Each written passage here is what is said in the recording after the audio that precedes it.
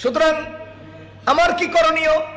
আমার করণীয় হলো কোন অত্যাচারী, সন্ত্রাসী, চোর, ডাকাত, চাঁদাবাজ কোন নেতা হলে, সে জামাত ইসলামের নেতা হলেও আমি তাকে সাপোর্ট দেব না, সে ধানের শীষের নেতা হলেও আমি তাকে সাপোর্ট দেব না, সে রিক্সা মার্কার নেতা হলেও আমি তাকে সাপোর্ট দেব না, সে হাত পাখা মার্কার নেতা হলেও আমি তাকে সাপোর্ট দিতে পারি না, সে নিজের কপালে জিবরাইল আলাইহিস সালামের প্রতিনিধি দাবি করলেও আমি তাকে সাপোর্ট দিতে পারি না। কারণ আমার আল্লাহ আমাকে নীতি নির্ধারণ করে দিয়েছেন।